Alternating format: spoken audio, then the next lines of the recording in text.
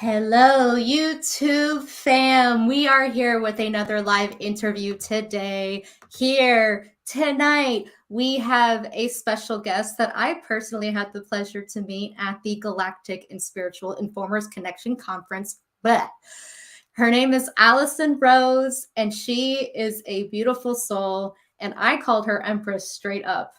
So hello, everybody. Welcome here. If you are new here, hello. And I hope you have a great ride tonight because we're going to talk about some interesting stuff. So let's hop into it. And if you are not new and you are back, welcome back and thanks for tuning in.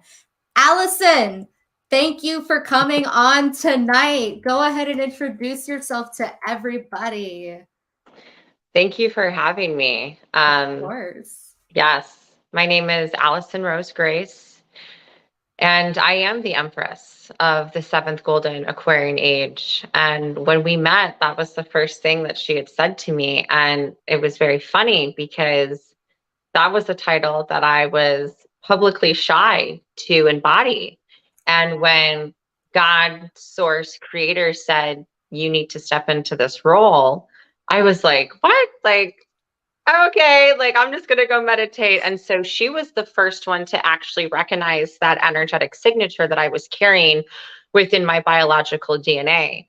And so when she said that, I was like, who are you? Like, I haven't gone publicly yet. And so it was very in resonance.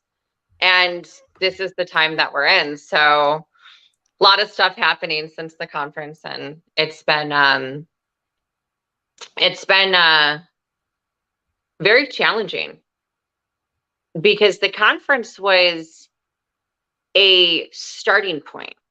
The conference was everyone lining up at the start line. And what we're going to see within the next 12 to 24 months is who's going to stay in the race, who's going to stay in the marathon, who's going to make it to the end. And it's about this unity consciousness, because since the conference, there has been a lot of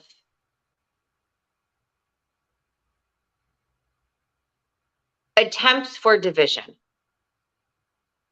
And it's not about dividing and saying, I'm this, I'm this, I'm this, we're this group. It's coming together and sticking together. And so I just really ask that we all and everyone just discerns to just hold that love. Let this, like, it's almost like how I see it, because super clear cognizant, little cockroaches.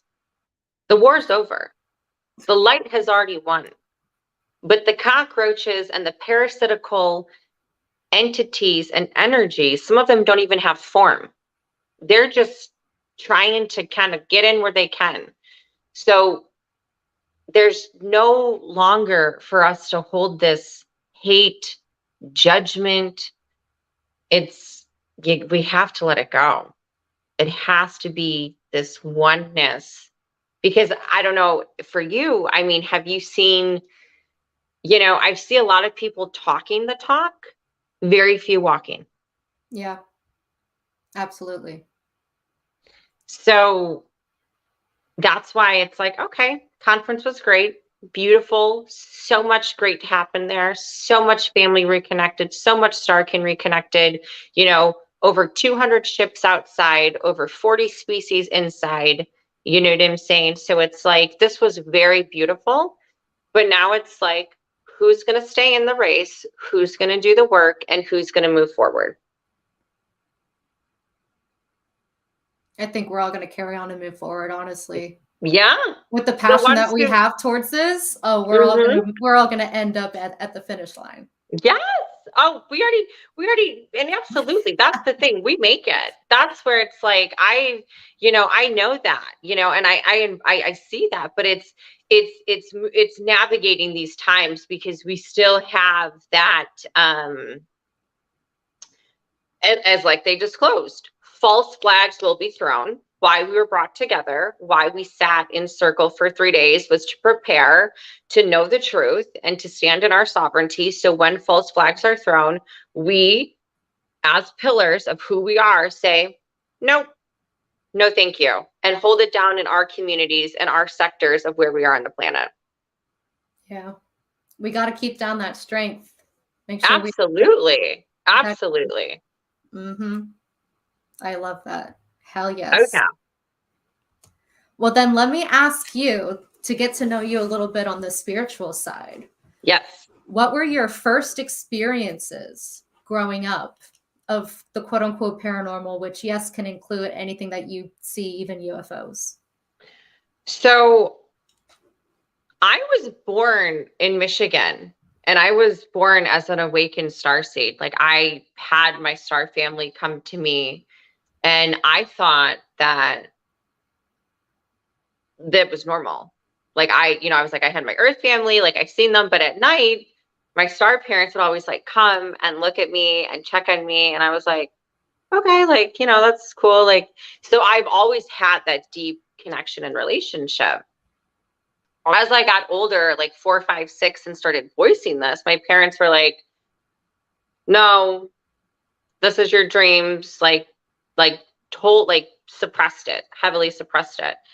But my heart and my soul always knew that connection, because it was with me since birth, and it's been with me since I came into form into a human biological suit. Fast forward probably around 10 to 12, that's when I remember being taken into the programs. Ooh. And it was the not benevolent side of interplanetary slavery. And that was very challenging, because I would be taken, I would be tested on all of those things that was disclosed in the conference, to the extremities of very dark. We don't need to get into that here, and then I would come back into my human form and like have to be this like middle school child and cope with that. And I remember trying to tell my parents, and they were like, you're crazy, like stop lying, like this isn't, and so I shut it down. And I mentally at the time did not know who I was and what my mission was, or what my soul's mission was. And so I had a very go ahead. Oh, no, I'm listening. Keep going. Oh, yes, please keep going. I had a very powerful divine mother, God, source presence come in at that time and held me and loved me and nourished me and took care of me, like emotionally, physically, because I always knew that this was for something. Like I always knew that it was like I knew at that point it was like an undercover double agent mission. So it was like, you're helping a lot of souls, you're saving a lot of children. I know this is hard. I'm here for you. So that's what made the abuse and the enslavement. Like I was underground in prisons. I was taken with thousands of women, part of the hybridization program, raped in very hard, like dark caves for weeks at a time, and the women in there would actually rape you and beat you and abuse you. And so it was straight survival mode of like, okay, how do I survive being in this system?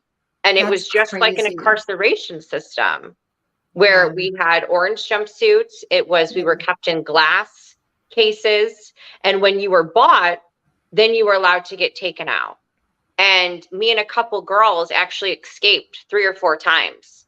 And it was so crazy, because when you would escape, you would gain your consciousness back. Like your soul consciousness would come back. And so it was like, you're smacked out of it and you were in this inner dimension. Like you were stuck somewhere else. And it was like, we had to like get back to our body to get back in to then come to the realm.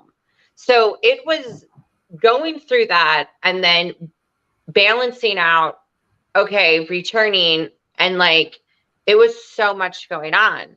So that's when I was taken into the programs. Now, when I was 14, it stopped. Like, it was like, I was like done. Like, the person who had bought me was like, it kind of was, it was a pause for my soul.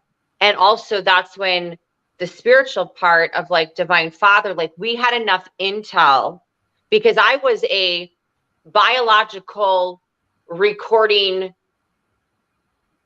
I don't want to use the word bug, but I was a biological recording device. So I was planted within these programs to send out information to what was going on. Wow. That's freaking cool though, when you think Well, about I mean, it. it was I mean, it was, now that I Aside from all the understand, trauma, of course, because that's a lot to have to deal with and go through and be around. it Absolutely. was. I mean, and was the crazy thing. So it stopped at that point, and then at 14, that's when I did 20 and back. And that was where I almost did not survive. And that was, I got triggered when they were talking about that. I actually had to leave and go back up to my hotel room because I thought that I processed it. But when it got to that explicitness again, because our bodies, our cells hold memory, our tissues, our glands, everything holds memory, reactivated again. And I was like, this was way too intense, because it was a lot for me to relive. And that was when it was like, okay, dropped back down, everything erased, like you're just dropped back off on a Monday. Welcome to planet Earth. Go to fucking McDonald's. Excuse my French. And I'm like, it was insane. It's literally like that. Yeah. And I Man. couldn't deal with that. And so that's when I stopped everything. I was like, I'm not doing this anymore. I don't care. I want a human life. I want to be normal.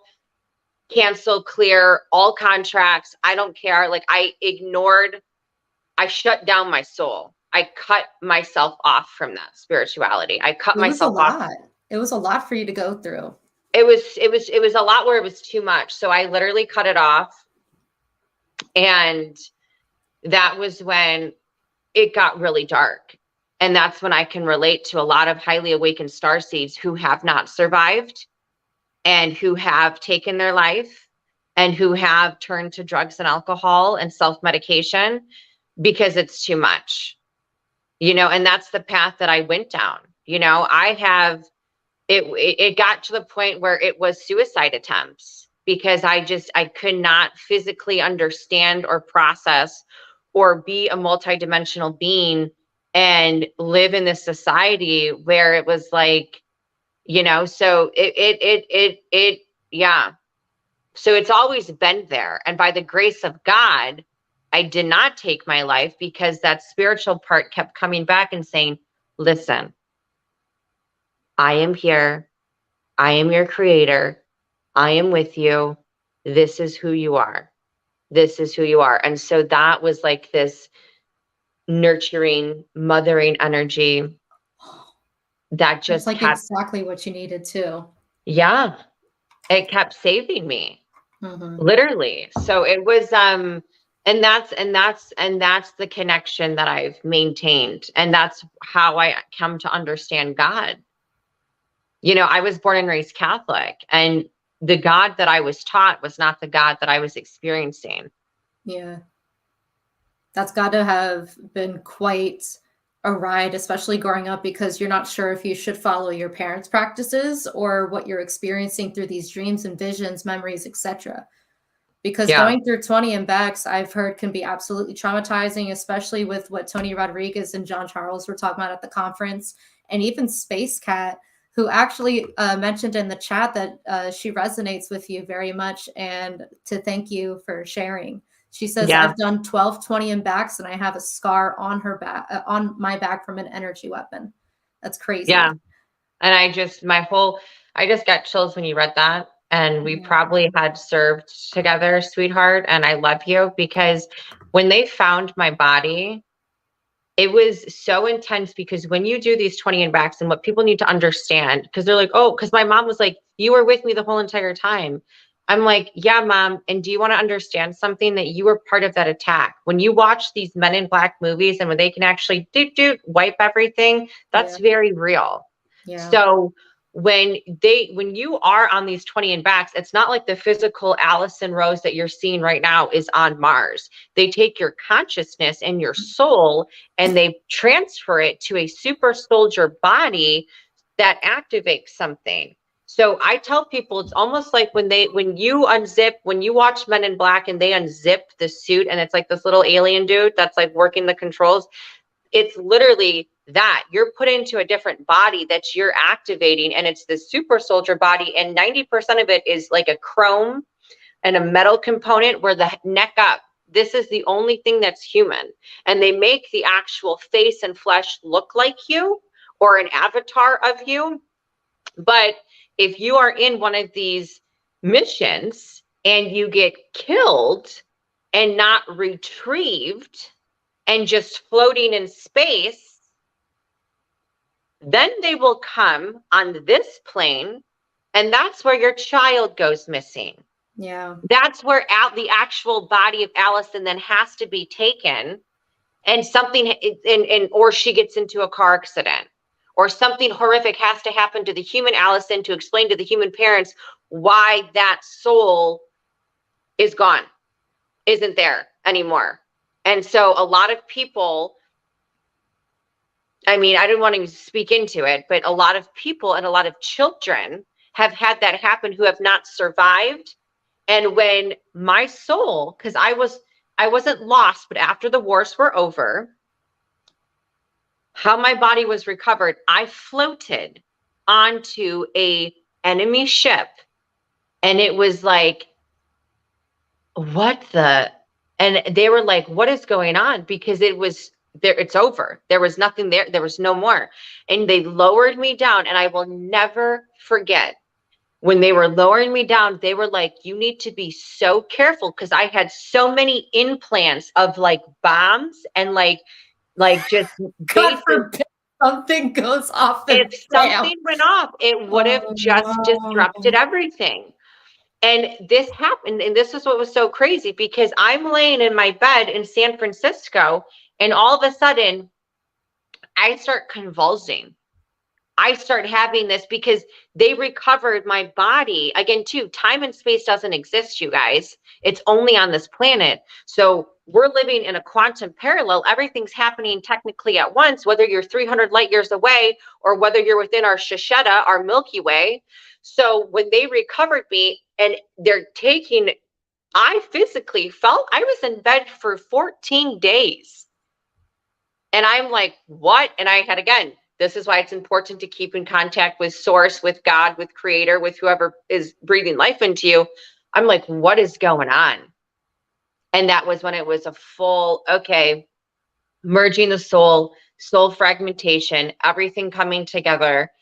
But it is, if you have and were ever a part of that, it is, I honor, and I will get down on full prostration, not just bended knee, full prostration to any person who has done a 20 and back, because it is the most criminal thing to do to an innocent human being.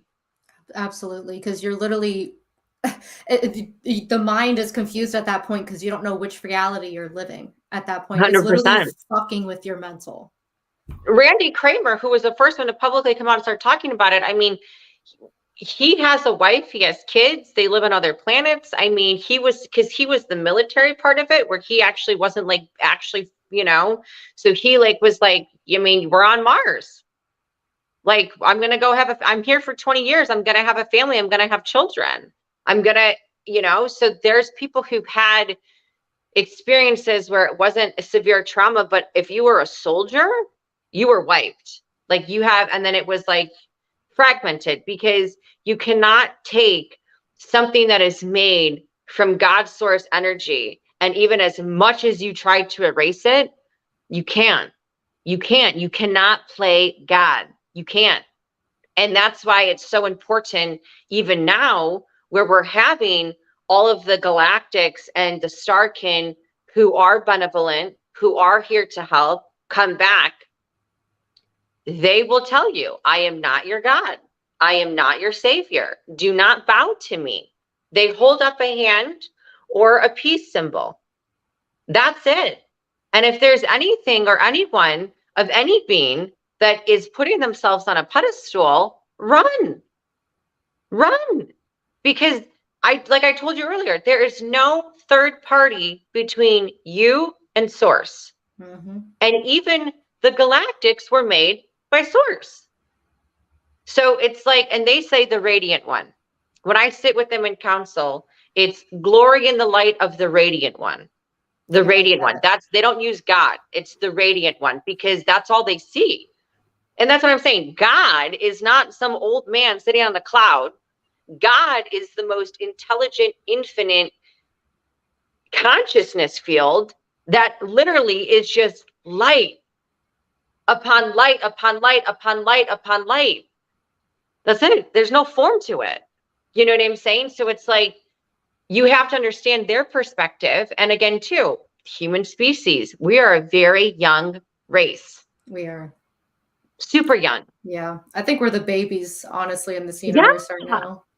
I know we are. And that's why it's so funny, because it's like some people who are not awakened, I'm like, you guys, like, really? Like, you think the most intelligent consciousness field in all of creation was like, all right, I'm just going to make some clay people. I'm just going to call them humans. Please. Like, I can't, like, and it's not that I feel for people, because they, they don't know what they don't know. Yeah. Our parents, our grandparents, our great-grandparents, and the great-greats, that level of generations, you guys have to, we all have to understand that we have been enslaved for 25 eons. So it is almost like, how could they?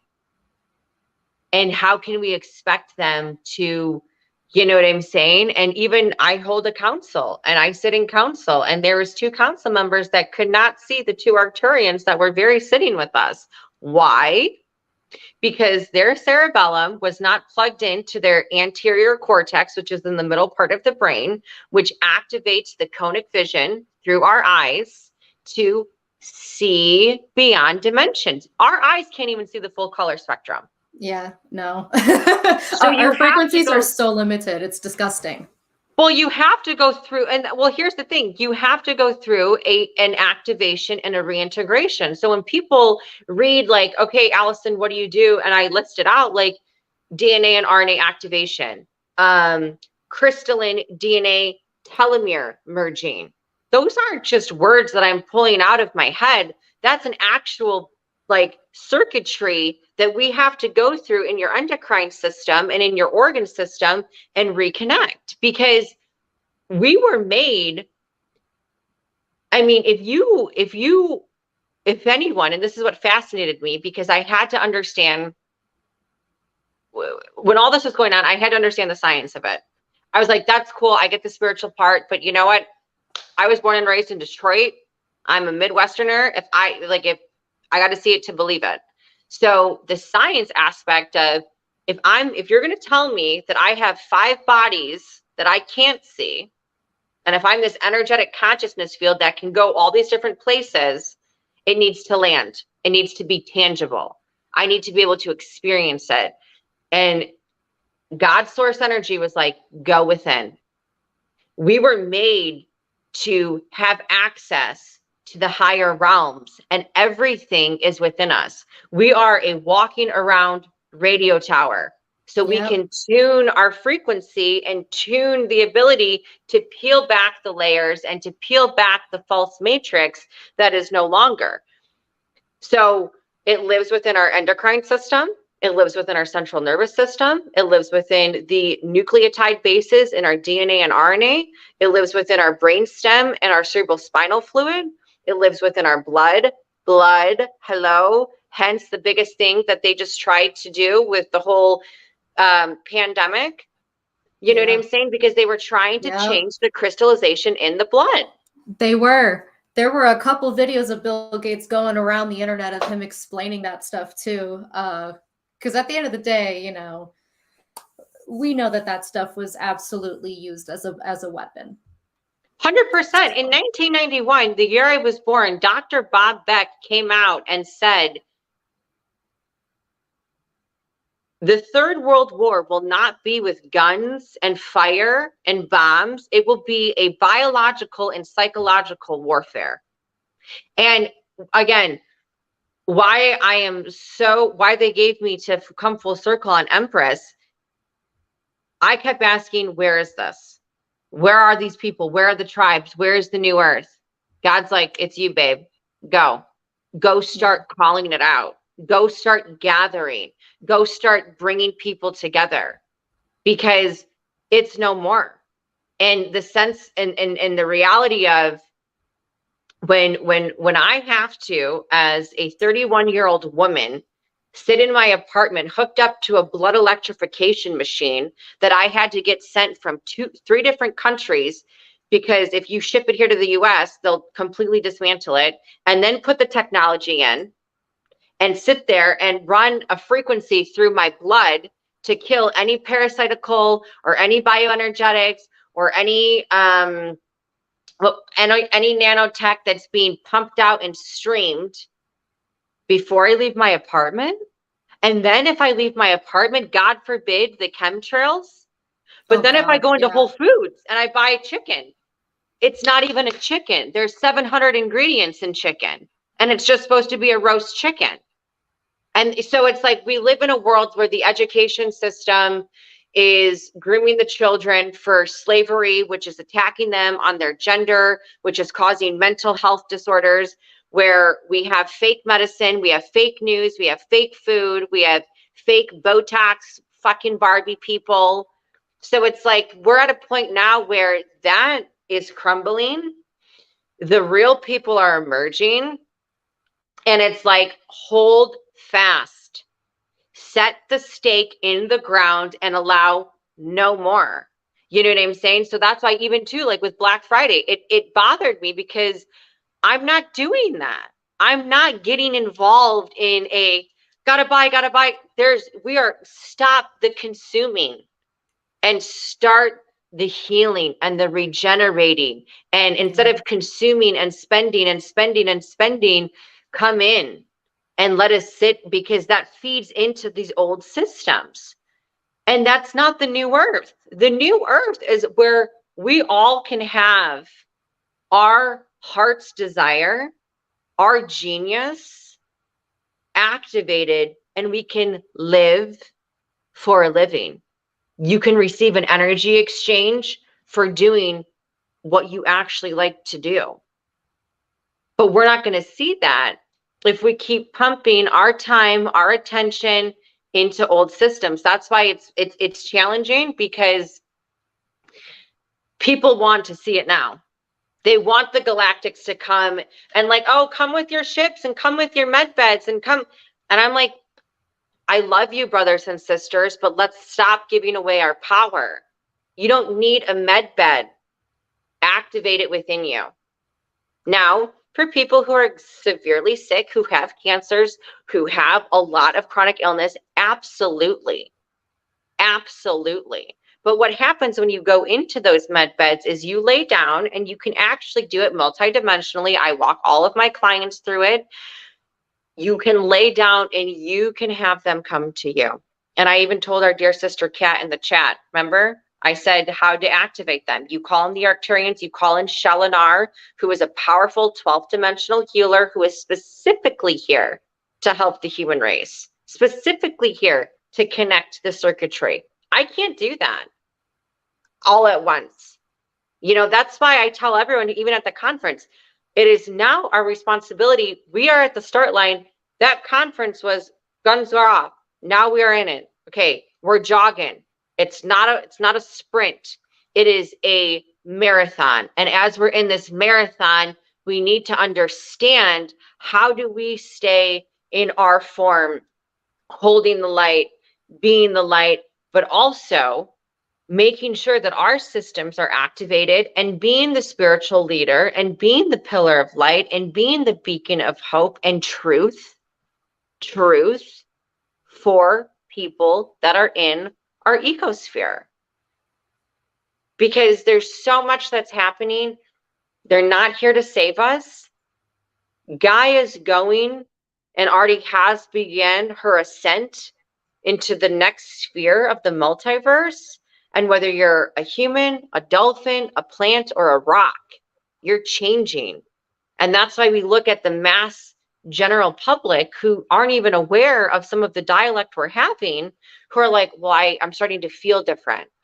Time's moving faster. I care more about what I'm putting in my body, or I'm thinking twice about something. Because whether you like it or not, she's gaining an electron. She's spinning faster. Same thing that's happening to us. We're gaining electrons within our field. So we're vibrating at a faster rate. And it's a lot to ground. It's a lot to process. But it's here for... sorry, I was going to say, like, it's funny how you mentioned that, because even people that, you know, just don't know each other, a lot of people go through similar changes at the same time. Like how I was trying to cut back on red meat personally. And then I happen to know people who were trying to do the same thing. And then my mom hits me up and she's like, I don't know, my body feels funny. I'm just going to like change my diet a little bit. Like we already know subconsciously what we need to do. So it's funny seeing everybody around you going through their quote unquote ascension symptoms or changes or whatever, because we're all in tune with it. But it's freaking crazy. Yeah, absolutely. And that's the thing. It's like, you know, and even on the science level, because I always love bringing it to a tangible thing that can land for people, is that the collective consciousness field called the noosphere, noosphere, is the collective consciousness of the planet, of humans' ability to download or upload certain things. So when the woman, I think it was a woman who ran the 4-minute mile, which was never done before, as soon as she ran that mile and it impregnated the collective consciousness, 12 to 14 athletes ran that 4-minute mile before, and never done before. But as soon as that was there, it was available for people to accept, for people to download, for people to achieve. So we have to understand that even too, when people get information or like, oh God, I want to build this healing sanctuary. Do you know how many people I met at that conference that literally had the same blueprint that was downloaded into me? Probably about 100. And why that's happened is because there's laws. When they're like, well, why don't they just come and save us? Well, because they're not supposed to. And we are also a planet that is underneath experimentation, where you have to understand God, when he creates something, he's going to watch what he created. He's not going to come in and because there's no time to him. It's like popcorn in a movie. We're right. I keep saying him, but there's no time to that. So it's like, we don't plant a tomato seed, walk away and be like, what the hell, tomato? Where are you? Grow. No, it takes time to gestate. And the human experience is a gestation process of, can this race and civilization of creation wake themselves up to their co-creatorship of made in thy image of the divine and emanate divine powers and abilities within human form? That's what it is. Can a 3D, now moving into 5D consciousness, understand that it is actually source? I'm talking to you. I'm God talking to God right now. You are source and form. So when God recognizes God, and when that God particle is activated, that's when you can move mountains. That's when you can have these ultra terrestrial powers of, okay, telekinesis, levitation, you know, understanding certain things, working with the elements. I mean, I work with flame. Like when I sit in meditation, this will directly communicate. That's why candles are so important when you do meditations or when you do work, because it is a higher activation. You're working with the elements, ether, water, air, fire. You know, we have the nature. Whales aren't just whales. Hello, those are very powerful beings, multidimensional. They're so dolphins. Cute too. They're so cute. They are. I was like just chilling in my city downtown, and then there was like dolphins swimming around the waterfront. Like they're just chilling. I'm like, that's some nasty ass water you're swimming in, but hi, nice to I see you know. And around. they're just holding it down. You know what I'm saying? They are aquatic frequency healers and cleansers and purifiers. You know, and they go back into their portals because the oceans are so amazing. And that's why it's like Gaia, if we go back to the planet and we go back to the science of what's happening, she's on this regeneration path. So whether you like it or not, you're going to be affected, and it will be easier for all of us to understand, okay, micro to macro. So if she's regenerating, let me regenerate. Let me get inside of my biological suit that is holding a consciousness. Whether you call it soul or spirit, we are all infinite beings. We are all eternal and immortal. The question then becomes, how do I access my immortality? You access it by starting to have a relationship with it. Start talking to yourself that's not informed. Start talking to the consciousness field that is sitting on a higher realm. And when I asked for them to show it to me, and I say them when I talk about God, soul, spirit, so it's not like there's like people, but it's easier for me because if I was to name all my guides, they would be here all night. So when I asked my soul, I was like, show me. Again, kid from Detroit, visual learner, need to see it. They showed me almost like an app, like my soul playing a video game, like an avatar. And so this human Alison Rose that you guys see in front of you is the avatar of my soul. And so my soul's navigating this, and that's why we have, and that's why you will hear, you know, John Charles, Peter Maxwell Slattery, James Gyllenhaal talk about self-mastery at ESETI and all these ranches, because master thyself, master thy instrument, master the actual tool that's housing your consciousness field. Because if you have a dirty flute clogged with dirt and gunk, you're not going to play beautiful music. If you have someone who doesn't know how to drive a car, they don't get a license to go to the mall.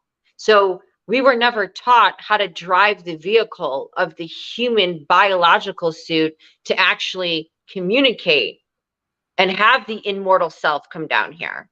True. So that's where we are. And that's a huge part of my planetary mission, is plugging everyone back in. Like literally at night when I'm in the realms, I'm just like, deep, deep, deep, deep, deep, deep, just plugging, because the grids are set. We built the grids. The grids are set. It's fully activated.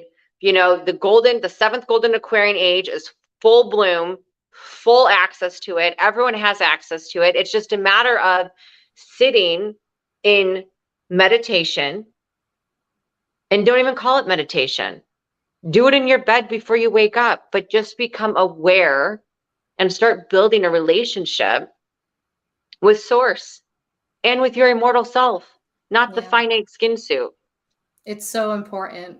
And like you said throughout this interview, that it's within us, and it's so easy to access that kind of energy, that kind of information about you, the universe. It's all within you and your DNA. Absolutely. You know what? A crazy life. But thank you for saying that, because again, if like we talked earlier, everything is within you. Mm-hmm. And just like a tomato seed comes in encoded with all of the blueprint and all of the answers and all of the necessary components to, once planted, to become the tomato, we too come into this realm with everything we need to know, with everything we need to do. It is just a matter of waking ourselves back up to our soul consciousness, our immortal self, and allowing that to just naturally be. We weren't called human doings. We are human beings. Just be in the presence of our divine inheritance. Just be in the presence of that immortal self. And trust me, for me, it was very challenging. This was over a 15-year process. And I still, even now, when my soul tells me something, I want to negotiate. I'm like, well, are we sure? They're like, do you want to go down this road again? Because you That's know what really happened, and it might come as like a gut feeling or an inspiration, but listen to that. You know what I'm saying? Because when you go against it, and I know, and this is again, law, universal laws were set up so God doesn't have to be like, okay. No, he created a law. And guess what? The law is a consciousness boundary.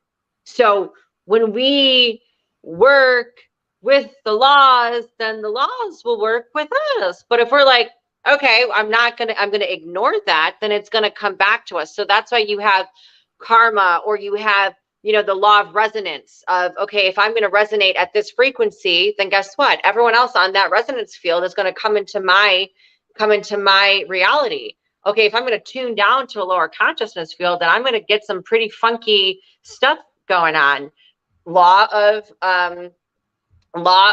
magnetism, law of polarity. So there's these laws that we have, and I didn't understand it because no one taught it to us. But once you understand and you apply them, then that's where heaven on earth comes in. That's where life becomes so fun, because you can sit, like, now I haven't worked since 2015. And I don't ever ask for anything. I sit down, I activate the vibration and frequency of what it feels like to have that experience or product or person or whatever in my reality. And I tune my body to that frequency, and I visualize, and I fully get detailed orientated on what does it feel like when I'm there? What am I wearing? What do I sound like so detail orientated. And I call it in, and I allow the universal laws to move, because just when the book The Secret came out, that was probably the greatest and worst thing to happen for humanity. Manifestation secrets be like. Well, and here's the law of manifestation, the law of attraction is a glorified copying machine. It's just like an Office Max. It's just going to copy whatever you're vibrating at. You got to go back 10 steps and teach the law of vibration. You have to, you know what I'm saying? Because if you're out there, and again, too, because, people, it's crazy, because it's like, people are like, oh, well, I don't see. And I'm like, do you actually believe? You can't just be like, I'm a millionaire, I'm a millionaire, I'm a millionaire. And then you have to, when mantras were meant to be embodied, not just to unconsciously say. Yeah. So there's a whole, and that's one thing too. It's like funny, because I feel like I'm playing cleanup sometimes. I'm like, okay, just come in here. Like we'll work it out. But again, too, once it's activated, that's permanent. Everything that I do, all of my work, permanent transfiguration, transmutation. Once you're a butterfly, babe, you'll never crawl as a caterpillar. So I tell my clients, we're making butterflies, and I don't want to see you again. We can be friends, but I don't want to see you again, because you are empowered now and you are flying now. Soar. Go do your butterfly stuff. Go spread your wings. Go take it. Go fly south for the winter. Yes. Oh yeah. Aww, absolutely. That's awesome. I like that you're able to help people with all of that, because when you realize that there low-key are secrets to embody the lifestyle that you want, and to bring those desires to reality, a lot of people have a hard time at least believing that it's that simple. So being able to have someone there to help guide you through that, it helps. It makes a big difference. Oh, absolutely. And it was funny, because when I started the process of working with the universal laws, I was broke. I actually was walking every day to work in the snow in Southfield, Michigan, working as a legal secretary, living in an extended stay, dead-end job, super depressed, like just unhealthy, like hated my life. And I created and started a documentary to prove the law of attraction wrong. And it started working. And it was so interesting because I was like, this is stupid. This is bullshit. Like you can't just. And so I said, what do I have to lose? What do I have to lose? And I went, and that was my journey. And God, that was like 22. Yeah. Cause I got in a really bad car accident, wrecked my car. But so, and that's the thing. But again, it's not like it just happened overnight and I was like transported, to California, working for myself, doing what I love. No, it was little things over time. Like I was at the right place at the right time. I was aligned with the right person. It was just that's how you malleably move the universe. This is programmable plasma. This is an etheric sphere that we can program. And again, put on your cosmic goggles and look at everything as moving. Everything's a vibratory field. And just like you can program the computer and you can go and you can make, these computer programs, we are a highly intelligent, conscious computer, outputting and inputting constantly, never turning off. You go to sleep, your lungs are pumping, your heart's pumping, your blood's moving, right? So we have the ability then as consciousness to program our subconsciousness, to program and to write the program of our lives. And that's what I also started to implement and teach, was how do you write the biocomputer keys and how do you access that of what it wants to be? Because I chased my dreams for years. And I was like, you know what? I'm just going to freaking embody it. I'm going to just create the character.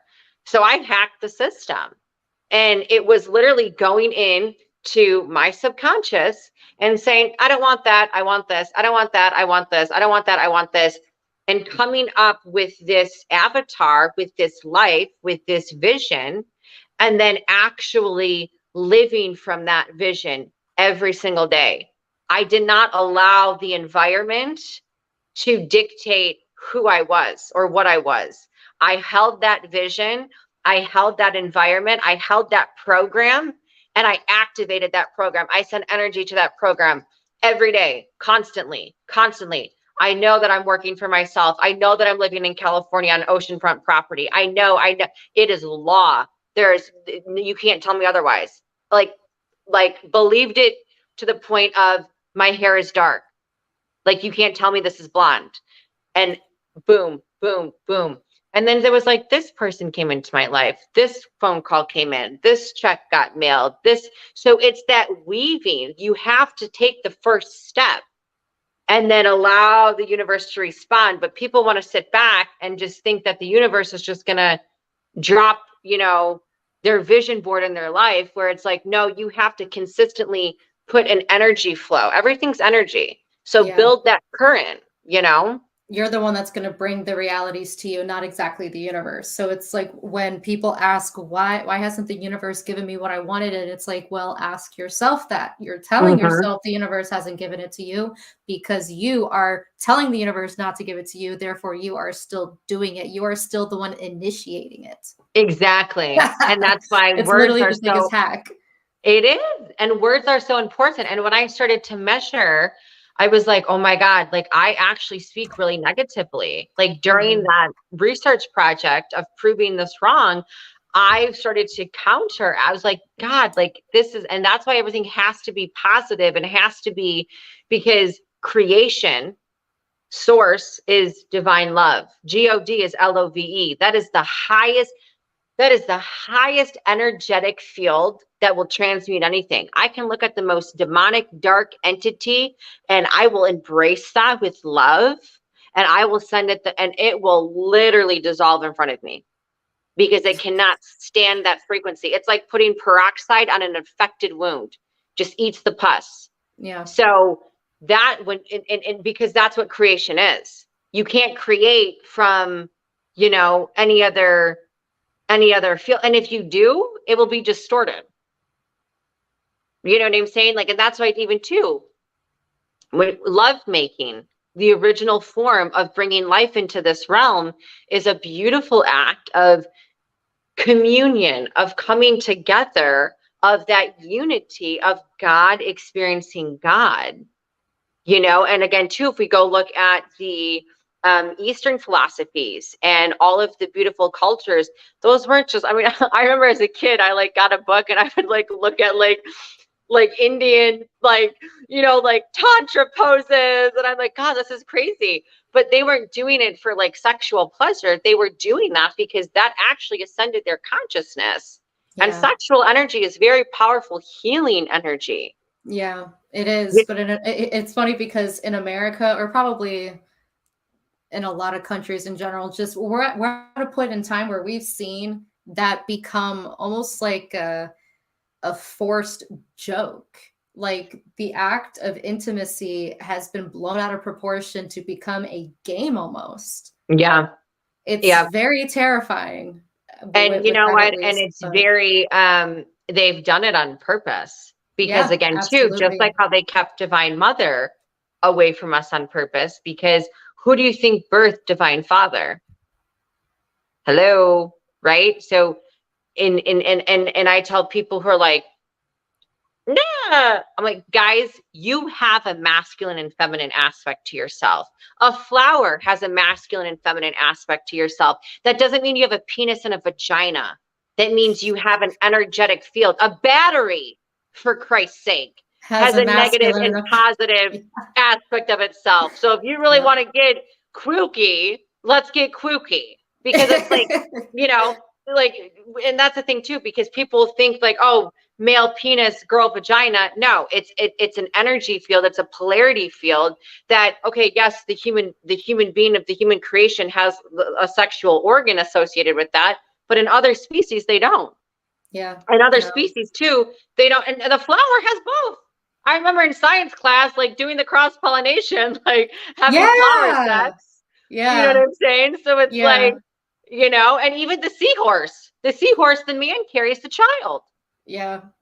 So it's just and that's why we have to just, and if we go back to nature and we go back to certain things, then we understand, you know what I'm saying? But to speak into what you just said, that has been done on purpose. And even what we're watching right now with the children, when you again, we have to look at us as a program. Okay. You give 7 years of the lifespan of a consciousness field, especially a new consciousness field that comes in here with a blank slate that has amnesia of the immortality and the eternal self. You can program that soul to do and be what it wants. If I came in and I was born in Africa, I would talk different. I would speak a different language. You know what I'm saying? I would emanate my environment. So when you have these attacks that are happening on the child in the schools, in the brain, with this gender confusion, because when you take away your ability to embody your divine masculine and your divine feminine, that's when law of attraction and working with the universal laws and manifesting your reality is supercharged. I did it when I had wounded masculine and toxic feminine. You know, from all the trauma and stuff in my life, I still was manifesting and like, okay, but until I embodied my divine masculine and my divine feminine and made that connection and landed that in my circuitry, wow, A wow, whole new wow, world, huh? whole Yeah. new world. Yeah. But when we're operating from a toxic masculine and a wounded feminine, then it's like it's like it's almost like you're swimming through mud. You'll make it, but you're doing a whole lot of energy expenditure, and it would behoove you to just hop out, do some healing, and get into water, get into a lesser density. That's why healing and you talk and you watch all the galactic speakers and everyone who's in this field right now talk about self mastery. It is because we are an energetic field.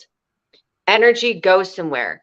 It's not destroyed once it's created. It lives somewhere, whether it's in the cells, the glands, the energy field. So when you're carrying around 20, 50, 30 years of trauma, it looks like you have like you're just hauling a bunch of trash bags behind you. And it's like, you guys, all you have to do is just set it down. drop it off at the trash receptacle or the whatever, you know what I'm saying? But we were not taught how to do that. We were not taught how to do that. And especially the men, they come from, and again, we have to look at, where are we now? These generations were not taught that. My father's generation, my grandfather's generation, anything when it comes to emotional, nope, nope, nope, nope, nope, nope. Push it down, push it down, push it down. You go before them. That was the war. That was the 30s, the 40s. So we have to come with love. We have to come with love, and we have to understand, and it doesn't condone actions, but it just we have to come with a grandmother approach.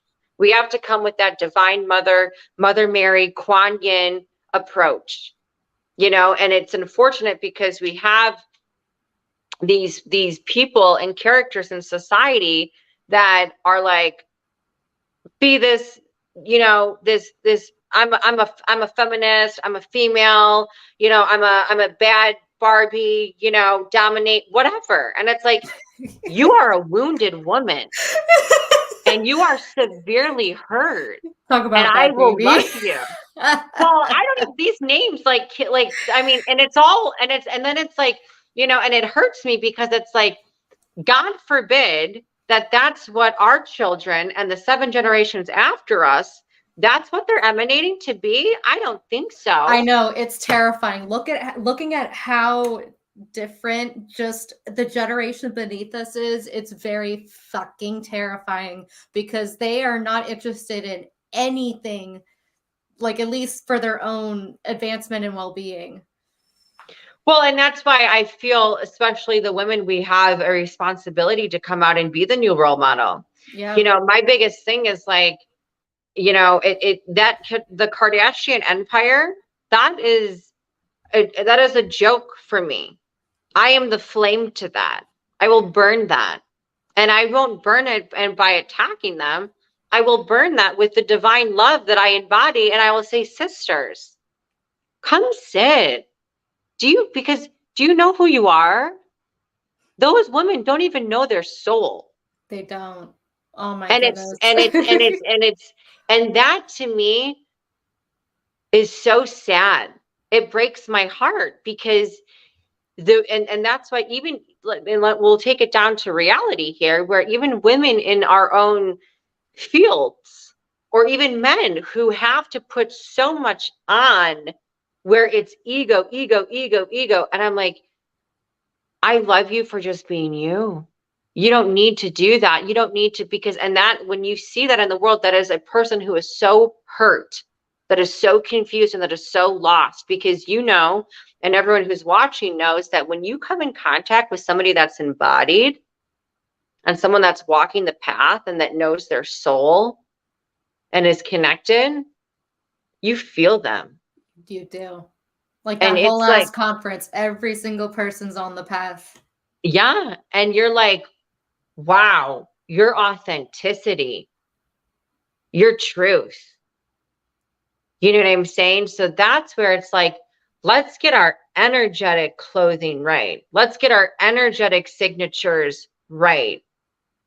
Where it's not, and I feel that the youth and the children are going to emanate what we declare as the new standard, what we declare as this new earth. And I feel that, I know we're here, we're in it. And so it's just, again, just like I didn't go from walking in the snow to living in California overnight. It's going to be a gestation process of, the daily work of what can we do. First thing is making sure that ourselves are tapped in, tuned in, turned on, and connected to source. Making sure that we are the actual embodiments of this new earth. We are the living examples of what does it mean to live heaven on earth? What does it mean to be a benevolent, peaceful, joyful, happy being? Even when we get faced with animosity, or even when we get faced with people who may not be so kind to us, we have to embody the self-mastery practice of, I'm an awakened soul now. And I recognize that you're a hurt soul. You can say this in your head. So not to react, to respond. Because if you looked at Yeshua, or you looked at Mother Teresa, or you looked at Gandhi, when people attacked them, they just held their position. They didn't lower themselves. They just held their position. And as a matter of fact, they loved them. And that, when you respond like that, that is going to make that person go, okay, maybe I am being a little crazy here. You know, maybe I am. It's just when we hold our position, all we're doing is holding up a mirror. And then they see how, you know, so that's what we can do on a personal level. And then also coming together and saying, okay, how can I help move this new earth forward? Whether it be, you know, outreach or, you know, service to self. But I really think it's important to go within and to ask, what is my heart's desire? What is my heart's desire? For all of us is to be free from the freaking matrix. Well, and that's the thing. So how can I serve that? How can I serve this new earth, this new clean slate? Because the matrix has fallen. And it's what we did is we unplugged it. So there's still, just like when you do a cleansing and clearing on your laptop and McAfee dings a couple things. It takes, you know, it's shut down. It's shut down. So the world right now, because the new earth and templates are full activated, fully there. And so we're just letting these cockroaches scatter because they have nowhere to go. Nowhere to go. And if anything, they will come to their realization because, again, everything is made from source. So even the reversed consciousness, in the next 24 months, if you do not identify with unity consciousness, with here for the all, it's going to be a very tough planet for you because we're all there. And there's no more war, anxiety, fear, depression, poisoning, raping, killing, abducting. No more. You can try, but it's not going to fucking last. Matter of fact, it's being very clearly seen. So as this stuff falls and trickles away, with the 1% coming down and getting a shell shock of no more, we can start to begin to form our communities and ourselves to be prepared to step forward. You don't need permission. No one is going to give you permission to go do what you want to do. You don't need to ask to do anything. And it would be very smart to even start to do, you know, completely pull yourself out of that system. You know, I know a lot of people, myself included, who have done PMAs. I don't pay taxes. I don't participate in anything the IRS. Why? Who are you? You're a fake system. You were created. That was, you know, so it's taking, we're now sovereign. So fully own the sovereignty and start to do practices where you're not plugged into that system anymore. You know what I'm saying? And it's understanding a full-blown transparency of, okay, the US dollar is backed by nothing. It is a piece of paper. It's a banknote. You know what I'm saying? That has no value to it. And if tomorrow they announced, okay, guys, well, we're using rocks, and this is a brown rock is worth $5, and then guess what? Everyone would fucking go out and start looking for rocks. They would. That's when the crystal shops would fucking sell out. Well, and that's how crazy that it is about holding on to money. So it's like, that's why I tell people, have a plan and start thinking, what is resourceful? What can I do? What is my skills and my strength? How can I show up and be a steward of this new earth? Where can I offer my services? What is my value as a soul? And why am I here? Why am I incarnate here at this time in 2023? We didn't, I mean, some of us did walk during Yeshua's time, but we're here now, right? So it's like, we're not, you know, and also too, when we have that galactic help, but again, don't pedestal that. They're taking notes. We have never done this before. Before, when we went through a planetary reset, we moved all life forms to a different sector. Or we took life forms inside to a different realm. We have never moved a planet into a different sector with all life forms and sentient beings on it. This will go down in galactic her story, Yes. Divine Mother's story. Yes. So they're watching, they're taking notes. And that's another thing too, is that, you know, they're advanced because they weren't suppressed. They're advanced because they didn't have 100 years of science, technology, education, and medicine being held from them. So they're not like, don't dumb ourselves down. We are very smart. We are very intelligent. And some of these technologies were created in the 1700s. Yeah. 1700s, when we were walking around and flossing our teeth with fucking trees. So it's like, we are very advanced consciousness beings. It was just on purpose kept from us.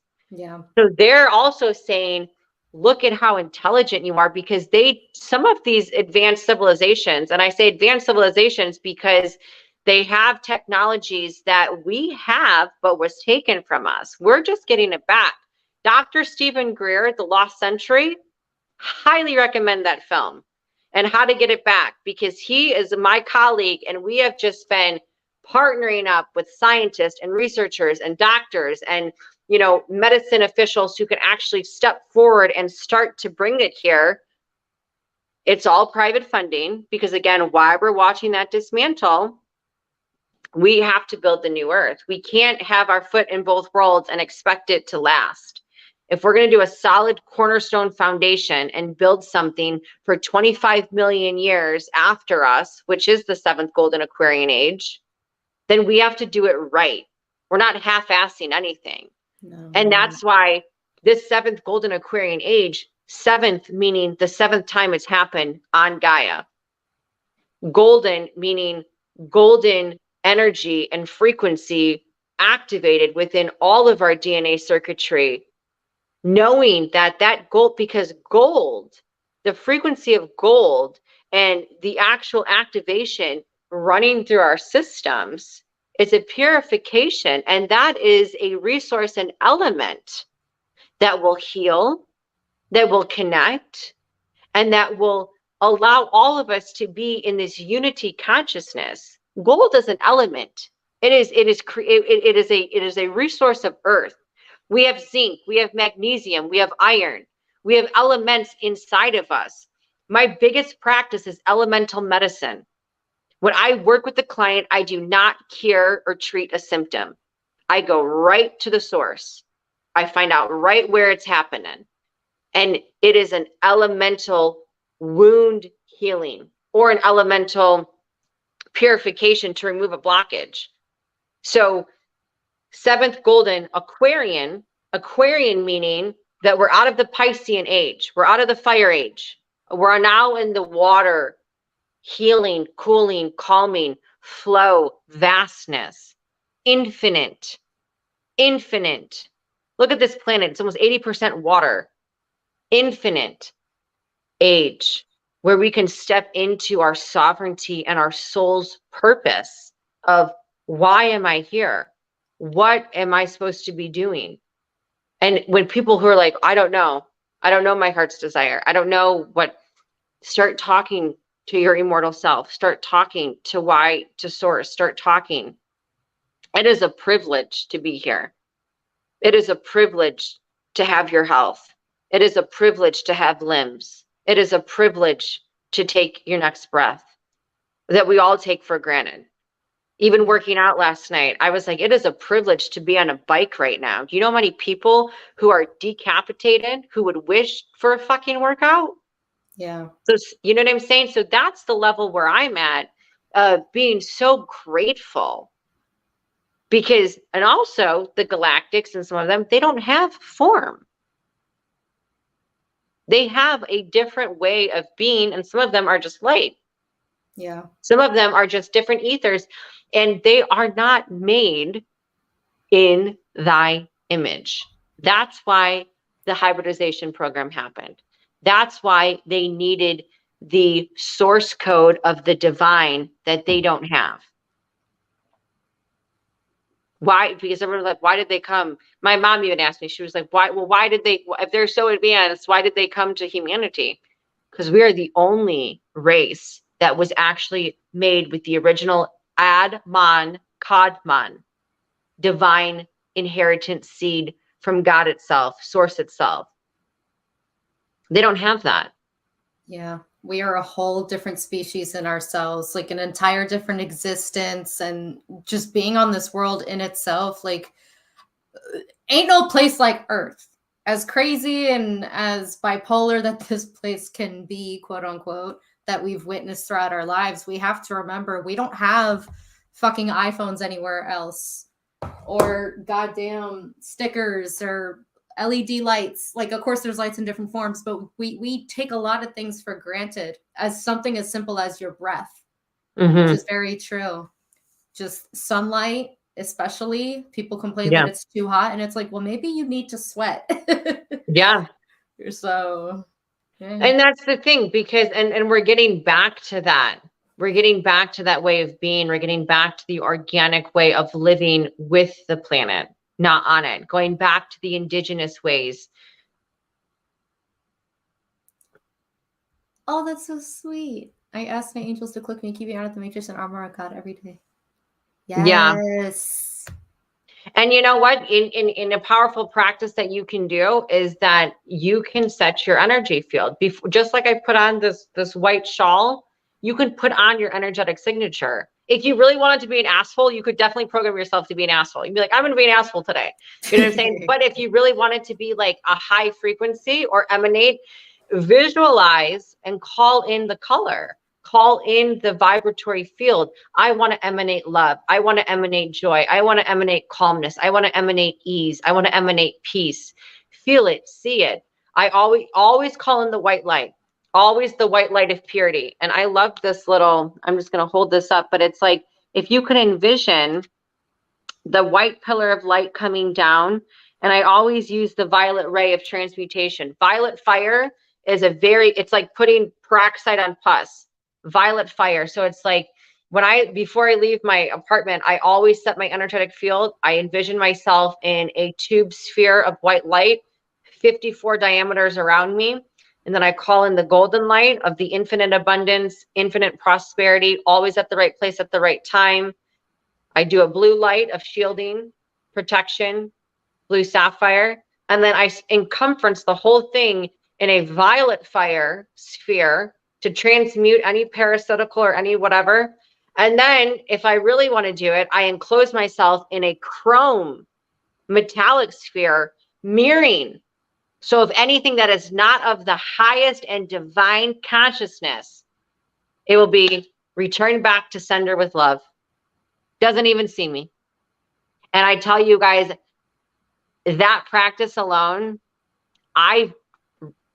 for the past 3 years, even when the whole scamdemic was going on, I have not had any interaction with a negative person, toxic person, evil person. And it was crazy. And that was taught to me by a dear elder that was in one of the original Egyptian mystery schools. So you can call in the spheres, you can call in the light, you can call in and just hold it.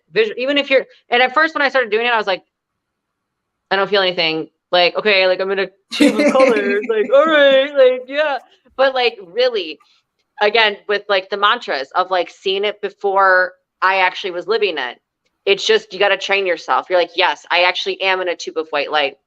And it's crazy because there's times where like I have been in like just last night, I was in a grocery store last night after my workout, and these 2 guys walked in that were super on something, and I wanted nothing to do with that energy. And I like speared up. I like beamed like the sun, like literally. And they ended up leaving, like, because I was like, oh, I'm done. I'm like, light up, light up. Like I was like a Care Bear. Like I literally just like, I flooded that whole place with light. And so, and again, too, I physically didn't see rainbow shields. Yes. I didn't see like light come out of my chest, but I felt it. Yeah, that's awesome. So you guys, that's a very powerful thing. And again, too, no one's going to do it for you. No. We are that. And that's the thing. It's like, and even the Galactics, and they even told me to come on here and to say this. And that's why I told you there was 2 ships outside. High Spiritual Council is a very highly advanced civilization that's been here since the creation of Gaia. And it is a very high spiritual council because spirit in form, they came in form. And these were also known as the Watchers, the Wisdom Keepers, the Starkin that would talk to the Earthkin before it was completely separated. And they just keep saying, bring it back to the soul, bring it back to self-empowerment, bring it back to everything's within inside of us. There's no need to go outside. All the answers are within inside of us. Even if it's sitting with a facilitator or working with somebody in the Akashic, what do you think they do? They go inside of your records. Yeah, they do. Right? I'm like, damn, like, if you need any more confirmation, like, they're not like, oh, let me pull this book off my library and see what Carol needs today. No, they go in Carol's records in the soul. Yeah. They pull out that filing cabinet from her fucking heart. Yes. So it's like, it's not saying don't work with practitioners. It's saying always come in with here. And when you're knowing that it's coming from within there, then your soul gives you more information. Because our souls protect us from some stuff that we can't handle. Like my cosmic memory of the trauma and the 20 and back and the programs that I was in, that did not come to me until 3 years ago. Oh, the like memories? Full blown. Oh shit. Well, that's like around almost the time like with COVID, like just within those couple of years, like that time frame is huge for people. Yeah. It's funny how that happens. It's just like, okay, everything was absolutely planned on purpose. And it's like, it was. fuck. And it was. And that's why, and this is another thing too, that people need to understand is that, the intelligence field that we call God and we call source and we call universe allows things to happen because again, where did my tomato rock seed go? Your tomato rock seed. Once the tomato seed's planted, we have to give it a chance to grow. So once this experiment of planet Earth was set, we have to watch. It has to watch itself. And that's why when we wake up as God's source in form, we are just activated now as a biological input and output system of the divine. And we can access divine information and we can send information and we can then become truly heaven on earth of saying, okay, what do I do in this situation? Why are you showing me the situation? What do I need to see from the situation? It's almost like putting on the eye of God and removing the personality. It's like, okay, God wants to see something here. And so all of my trauma on this planet as well, because I went through the whole system on this planet. And when I was going through it, some injusticely, some very wrong that I should not have been if you looked at it from a human standpoint, but God's eye wanted to see it because God knew that once that was seen, that would be automatically cleaned. Just like the body. Once we put our consciousness somewhere in the body of a pain or an inflammation, the body will start to send energy and automatically clean it or rewire it or remove the blockage. So we have to understand that, okay, if I'm in a situation that might be uncomfortable, or if I'm in a situation that maybe is challenging, what am I supposed to be seeing here? What is the bigger picture? Because it's never just God wants to punch someone in the face. You know what I'm saying? It might feel like, trust me, there's been times where I was like, now you're just fucking around. Like, this is intense. Like, now you're I'm pulling already my dying. Damn leg, bitch. Exactly. And I'm like, this is intense. But it was like almost to the fact of like, okay, what do you want me to see here? What really needs to come to light here? And our biggest ally is our best friend. The biggest problem is always our best friend. And Even recently, I had a very horrible property manager, and I was just like, this is intense. Like, literally, I'm like, oh, I'm heaven on earth. Okay, this is intense. Wow. Like, after all my healing, like, I'm like, why is this happening to me? Like, I couldn't understand it. When I stopped, because just like you said earlier, people with the law of attraction who are like, I don't, and you're like, yeah, because you're putting that out there. Right. So the more I was fighting this person, the more the person was fighting me. Yeah. The more, and so as soon as I said, okay, what needs to be seen?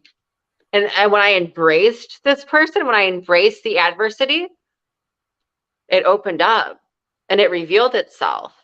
And it showed me, here's your outlet for a $50,000 lawsuit. Here's your outlet to actually receive something so you can move. I'm helping you because I'm giving you ways to actually collect. I'm not saying everyone's going to collect money from their problem, but you see what I'm saying, though? Yeah, I stopped fighting it was him. for a reason, though, for you Right. not to clash heads, because that's something that my father taught me at a young age, was to take the high road. Don't bother fighting. I mean, even though I was still a rebellious teen, we all have our moments. He said it's very important to make sure you take that. It's not worth stooping down your energy, because that's when shit latches onto you, and then you're just like, ugh, because you could feel that. Well, and you lower yourself, you tune Yeah. down a frequency. And even in martial arts and Taekwondo, when they attack you, you use that force to throw back. You don't exert any force. You use them coming at you to push back. So it's like, but you hold your energy. You stand your ground. You know what I'm saying? So it's like, it's so interesting to see how all of this, and again, too, look at the ocean. Look at it. It contracts, expands. We have to just accept that we are here for an experience. The good, the bad, the funny, the happy, the sad. We put meaning to it. So even when something bad happens or something emotional happens or something, whatever happens, don't get so caught up into it. Just be like, okay, I'm here to experience it. And it becomes the cosmic joke. It becomes a little less intense, because I will tell you, there's been some times where I was literally out in public and I had something happen. I'm like, you know what? I created you. You were part of my reality. I created you for a self-mastery. I'm not going to react. I'm going to respond. Matter of fact, I'm going to bless you. Namaste. Bless you. I'm not even gonna fucking think about it. Nope. Don't touch my Zen.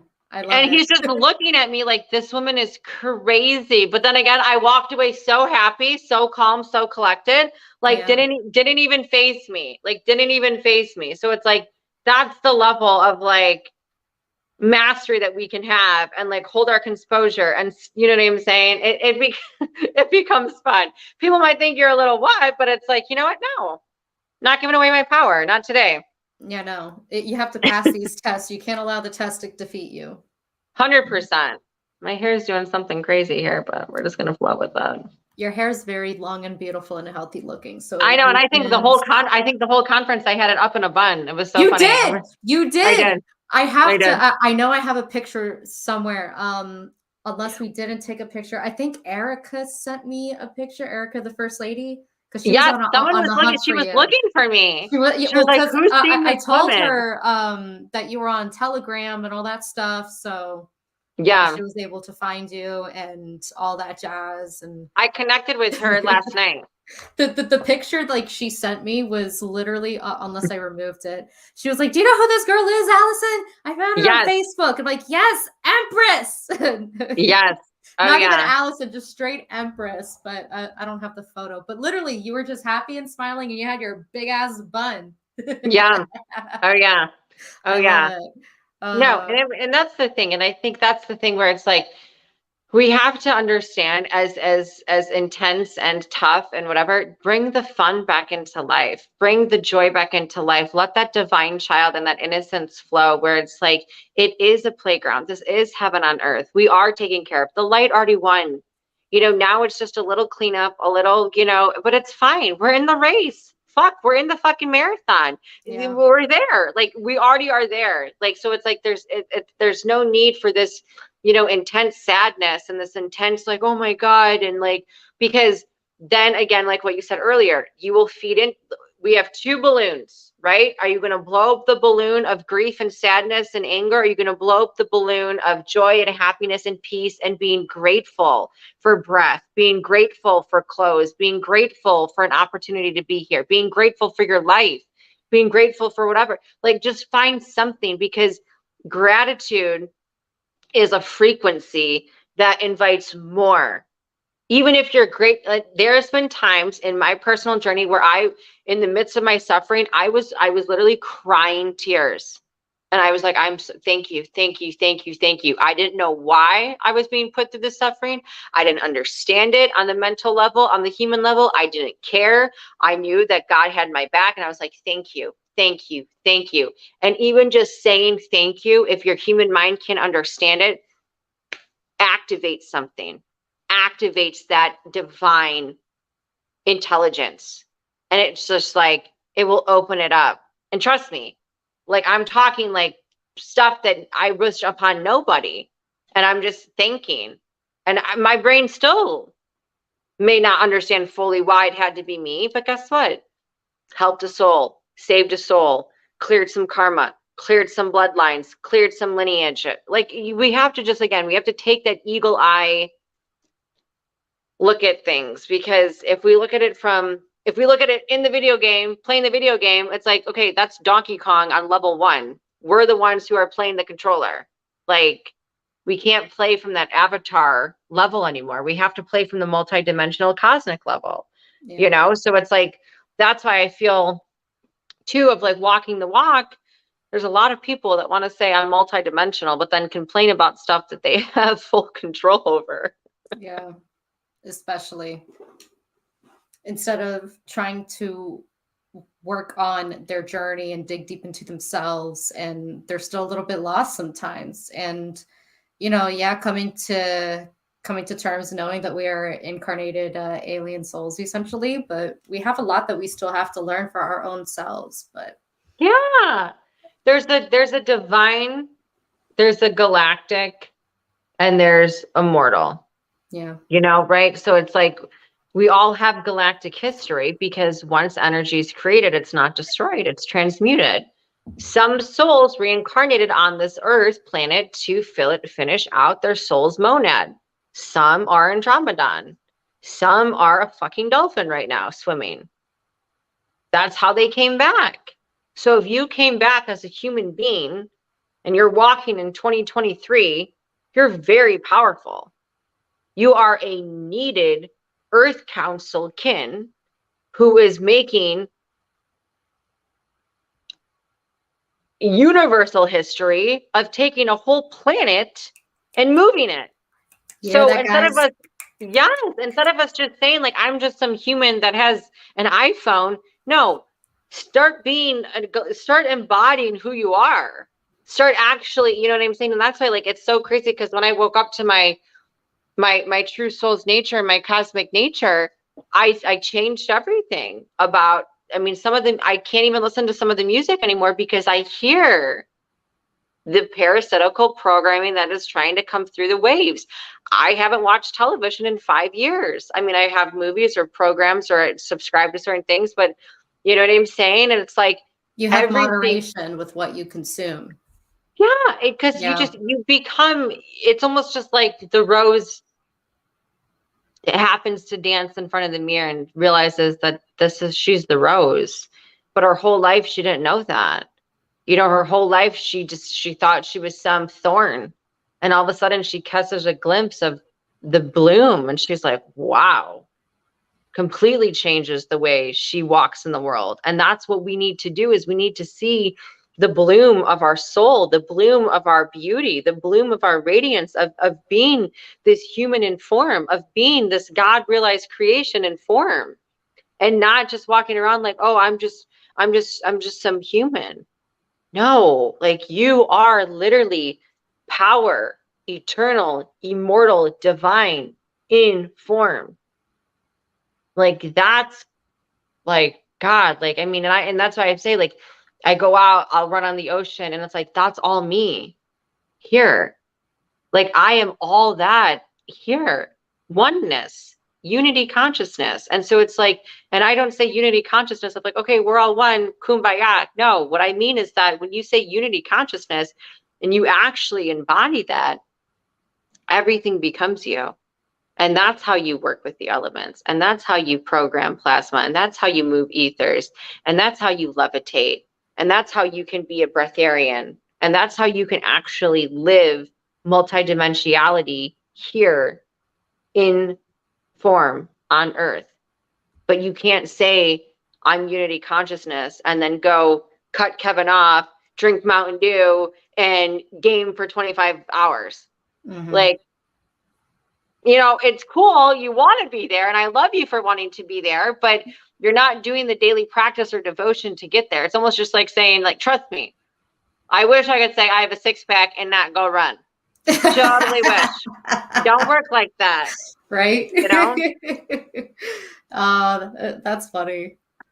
I tried. Trust me, I tried. I'm like, I can't. And there's certain things you can do, but I'm like, and literally when I go up, like when I go into my healing chamber, I'm like, let's tighten it up a little bit, snatch this. Okay. I'm like, you guys, I know you can do it.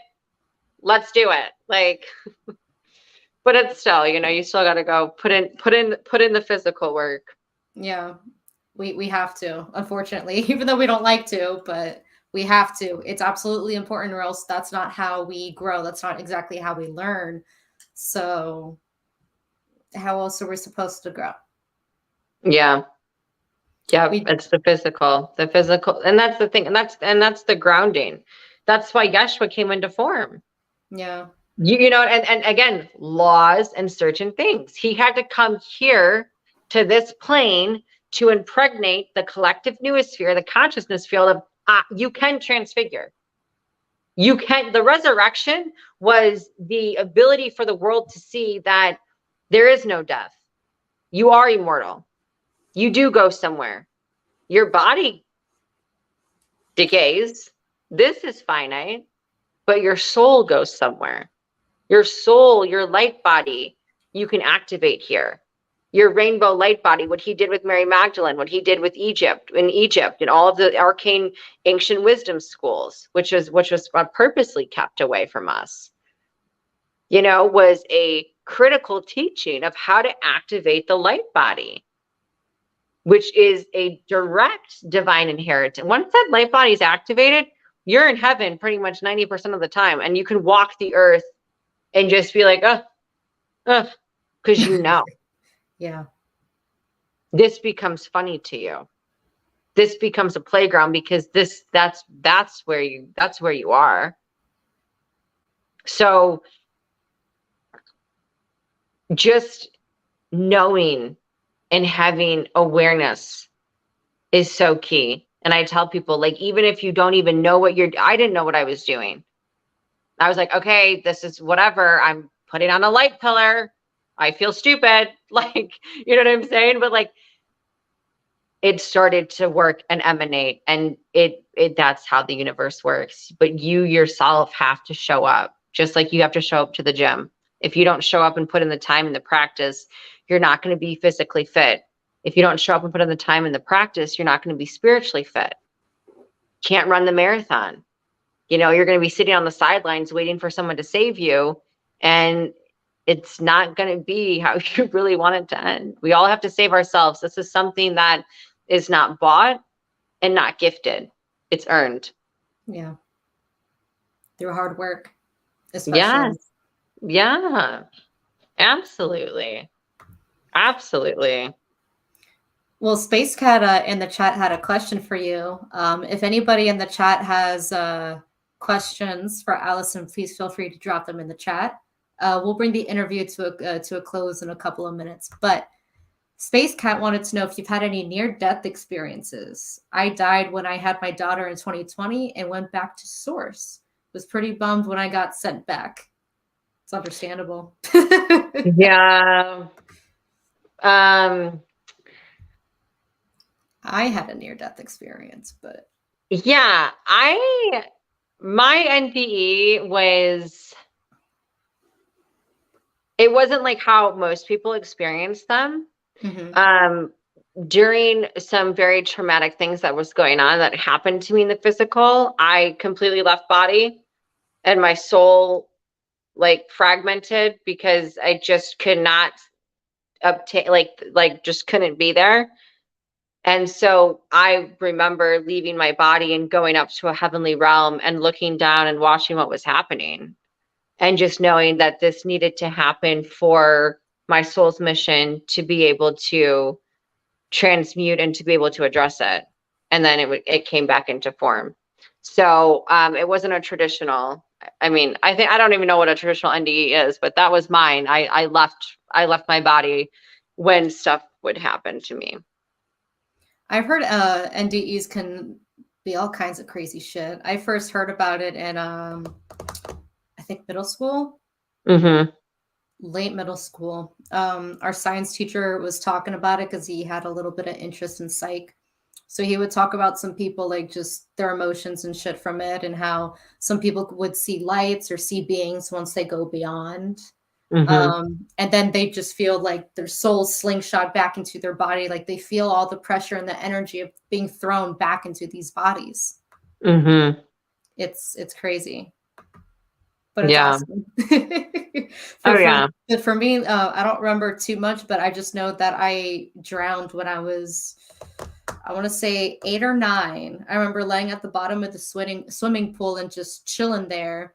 And I felt like I was floating. And then I started seeing like the bright white light, like the sunlight was getting like, was like everywhere. Cause you have normal sunlight, but the light was just becoming like more around me. But the next thing I know, my uncle pulls me out and still Wow. here. So I didn't get to experience anything too crazy either, with going beyond and seeing beings and the feeling of being thrown back into your body. But it's crazy. We have these different experiences, and Well, that's just what tells you that you're a soul, you're not the body. Stop. Everyone's walking around like they think they're the body. It's like, bro, no, you're not. you're the fucking Like, soul. Wake up. yes. Bitch.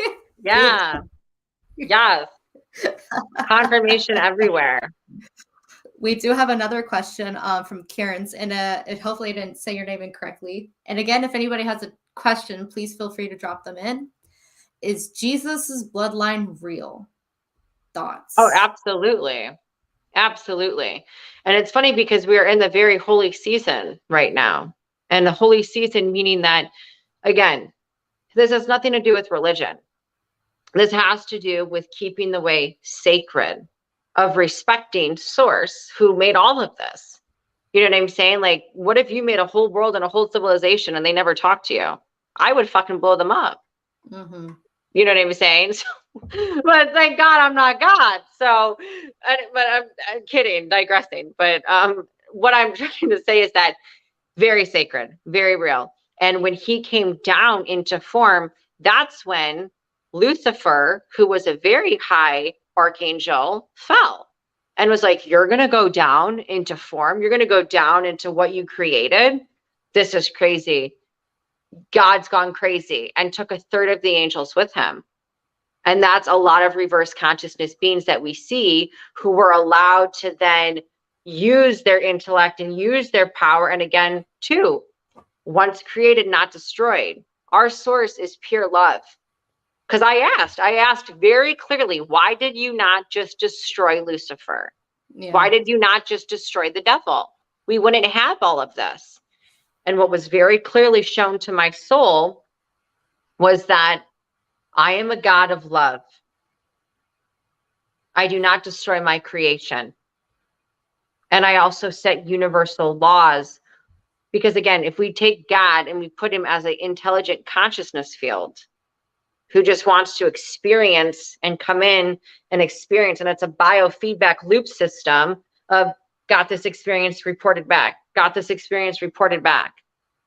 And there's laws in place for that consciousness field to ebb and to flow, and there's boundaries there.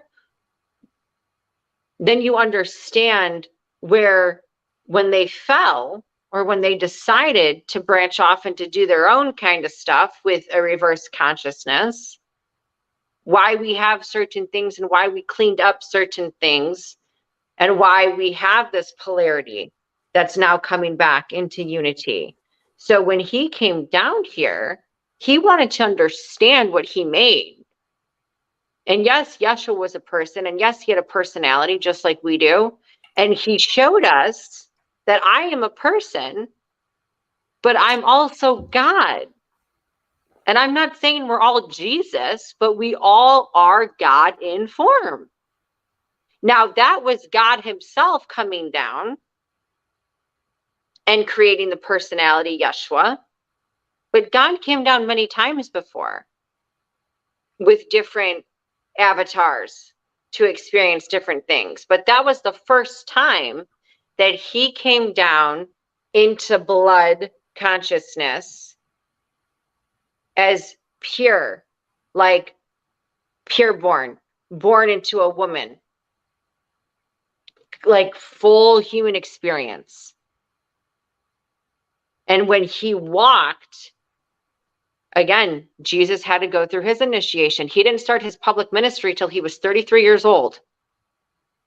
But there was times throughout his life where that divinity would come in, where when he was 12, he was already prophesying. He was already doing certain things, and I ask him too, because I work with him every day, because a part of humanity's purpose right now is to harvest what he planted. So he planted the seed, tomato seed rock. Yeah, the tomato seed rock. He planted, I love this. He planted the tomato seed rock of transfiguration, light body activation, rainbow body crystallization. Okay. He planted that. We're all harvested now. We're all full, fruitful crops that have the ability to do that. Just like the chick who planted the 4-minute mile. So I don't even know what the original question was. I'm so sorry. Was his bloodline real? Yes, his bloodline is very real. Very real. Yes. This tomato seed rock, I tell you, I love it. Honestly, that's the highlight right there. The tomato seed rock has been officially founded. It is. It's a thing. It's no longer tiger's eye. Thank you. Because I was like, I wonder what this actually is. And it's so funny because this is my divine masculine rock.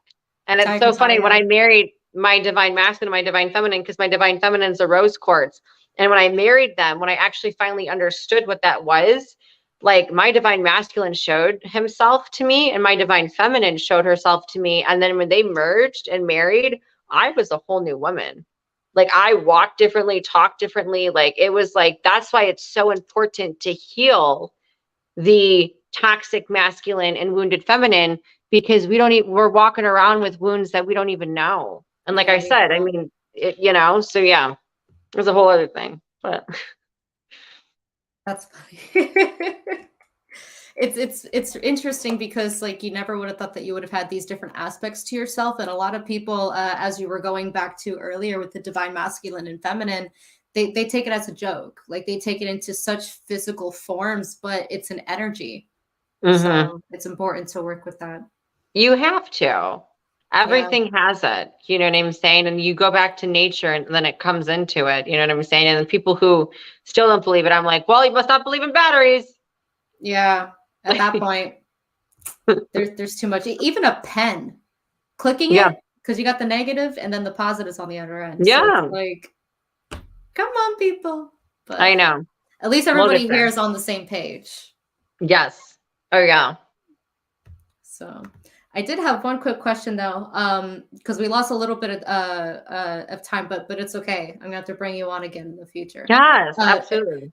Just for my own curiosity, do you know what kind of beings you worked with, like throughout your 20 and back, or like your existence so far as Alison? Like, do you know like lineage types besides Arcturian? Because you mentioned Arcturian. Yeah. So Syrians, a lot of Syrians. I work with the Lyrans, the Asanis, the tall whites. The High Spiritual Council has about 20 different species within them.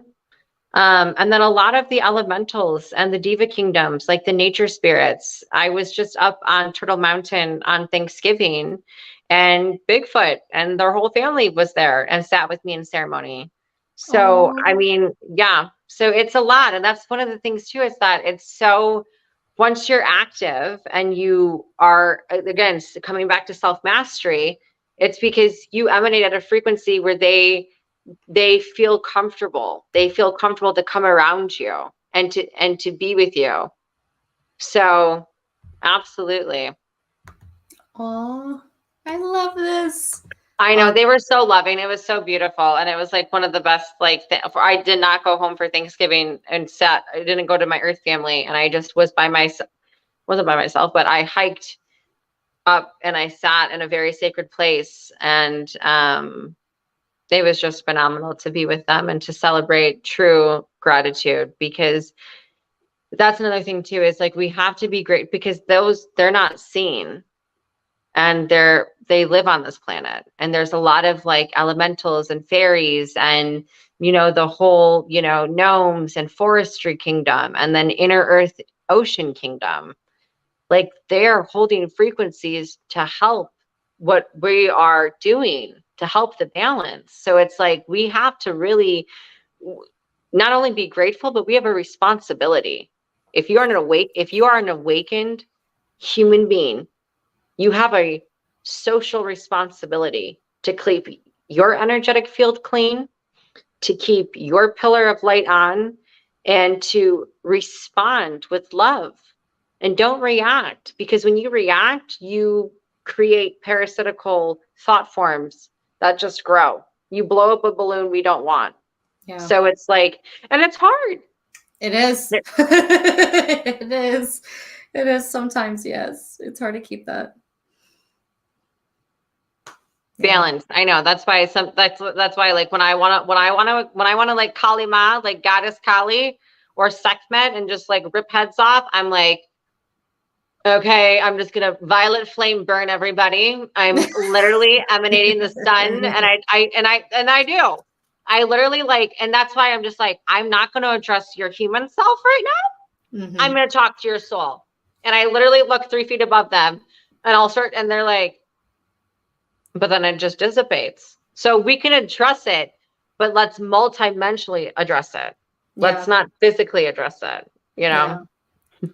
Yeah, literally taking the high road and dealing with the energy in different ways. Yes, yes, yes, yes. Damn. Well, then, real quick, before we bring this interview to a close, I would want you to mention to everybody what you were telling me when we first hopped on about the ships. Yes. So there's 2 ships that are outside my window, and I'm in San Francisco, California, right on the Pacific Ocean coastline. And it is a very high traffic area for a lot of Syrian and Andromedan portals and ships right now. I set up a Stargate in this area, specifically working with them probably about 7 years ago. Oh So wow. this is, and it's a very sacred Stargate to cleanse and to purify the whole state and West Coast side of the United States, because I wanted to move personally several times, and they're like, you're the only one here holding this down. And I was like, are you serious? Like, you have Shasta and you have Sedona, and they're like, they're not awakened to the level of keeping the way sacred, keeping the way pure, and keeping the way with the eternal source, and not deviated out to other stuff. And the Yeah. minute that and it's funny because I'm just now beginning my public ministry. I wasn't allowed to come public or talk because I didn't embody it. I had to go through 7 years of initiation in order to carry this wisdom and knowledge through to the planet right now.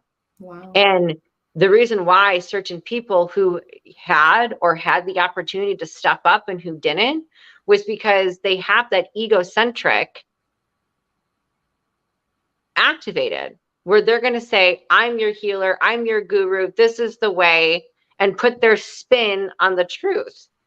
Where it's like, my prayer is, let them hear and see you, not me. Let them understand that I am just a doorway holder for God. I just open up the door for the divine to come in. That's it. I'm not doing anything. So working with them and setting this setting this up has been a lot, because this was one of the hubs with New York that had a lot of cleansing and clearing that needed to happen of what we've seen go on with the or what was allowed to go on. We don't need to speak into it, but yes, they're here. Yes, they knew I was talking. And they're even here now. I mean, they're always here. Like, that's the thing too. It's like, once you're activated, like, you know, it's like they're It just doesn't turn off. no. And you know, and it's funny because I always ask sometimes too, because when I was in mission, I reported to Ashtar Command. I had an actual avatar who was commander there that I would beam up my consciousness to, and then beam back down here, beam up, beam down. And when I would be down there, I would know, and I'm like, "Do you guys like see me right now?" Like being like, they're like, "Yeah," because when you're fully in mission, like you're mic'd up and you're fully in mission, like 24/7, especially if you're reporting stuff back to them. They're like, "Yeah, dude, you're fucking weird." Like, yeah, dude, you're fucking weird, but we love you anyway. right. It's like, so, oh, cool, thanks. Yeah. I mean, I love you too, but damn, you don't have to say it like that. I know. So I'm like, okay. I'm like, well, that's what you get. They'll never leave you. They're always by your side. Always. Yeah, and that's the thing too about free will and respect and love, and they have their boundaries. And so when people who want to work with them, you have to ask them. You have to invite them. And any being who comes in without your command or your respect, run. Meaning shut it down, and they are not of a higher consciousness that is here to help humanity. Mm-hmm. Any benevolent being will ask for your permission or will not come until you ask for their permission. 100%. That is true. Everybody, this has been a very informative and motivating, uplifting ass conversation tonight. Alison brought in that high vibe, divine marriage, tomato seed rock. Yes. Was that what we named it? Tomato seed rock. Tomato seed rock? Yeah. He's going to have to make another guest appearance. No, for real. And with the divine light and the divine healing light, may all of you feel this purity and just this new golden energy of the Sophia Trinity Christ consciousness within us, within our hearts, within our soul, within the eternal flame, within all of the elements, within who we are, and to really carry this in this holy season. And the holy season meaning this time where we are all activated in the consciousness of love, in the consciousness of giving, in the consciousness of gratitude, and the harmony and the balance and the joy and the peace. Listen to the Christmas music. It is so beautiful versus this hard gangster craziness. So it's like, this is the time where the holies of the holies are mass accepted. That's what holy season means. And to take that and to run with that and to live that daily, and just to remember that you are the pillar and the light amidst maybe some dark communities. So when those people who react, let's not react or respond to them with anger. Let's look at them as hurt brothers and sisters who have not yet accepted their healing, and just bless them and say, I bless you, for you know not what you do. And then walk away. And then yell in your whatever you need to do. But you know what I'm saying? But it's about right. It's about just holding the love, because it's all that there is. And so, yes, and it's been such a pleasure to connect with you again. And like I said, I will definitely, I want to announce this. This is one thing that I was going to tell you and your audience, is that we are doing in-persons. So what the Galactic Informer Spiritual Conference had triggered for my soul was now the ability not only to come public with a lot of the teachings and practices, but to hold sacred council circle for the New Earth architects and for people who are soul missioned and soul aligned to really do this and steward this moving forward. And so Texas, Sedona, New Mexico, California, and the Bahamas, Montana. We have 6 locations that we're going to be doing in-person sacred community meetings, invite only, because we're not ready to go to the general public. We want to have a sacred council of just awakened beings present, and then we'll go out to the masses. So I will let you know those dates. It's going to be spring and summer of 2023. So April, May, June of 2023, we'll begin our tour to go travel the world. Yeah. Anywhere on the East Coast though? Yes. Oh yeah. We're going to be touring. That's going to be a tour. So I believe Michigan, Wisconsin, Florida. I was Florida gonna say will be in Florida. Florida. Let me know. Let me know. Yeah. We'll be in Florida for sure. Absolutely. Florida. Yeah. So it's the traveling trinity. So there's going to be some powerful, beautiful ceremonies and circles and fellowship and workshops and summits and panel speakers, and just time for the 984 attendees who didn't have a chance to speak and talk and to come sit and actually have some interactive fun, not just being talked at, to really just do some really cool stuff. Yeah. Honestly, the engagement was what was most important about that conference, the legitimate connection in itself. So that'll be amazing. Yes, definitely keep me up to date with that. And anybody else, Alison Rose's oh my god, my mind. In the description, her links are available below. So you may follow her on TikTok and Insta. You don't have a Twitter, right? I tried to find you on Twitter, but I don't think you have I don't one. have a Twitter. And then if you want to go, let me see if I can. She's got big missions here, guys. I would love, because I literally, like I said, was just allowed to go public. And I have had like 7 years. Okay, so I just put in the chat. That's where I'm launching everything, roseasgrace.com. And so on there is all the different portals of where you can find me and my work and different stuff that we're doing. And the in-persons will be announced on there. And transmissions, a lot of live transmissions, like sometimes like they'll be like PSA to humanity.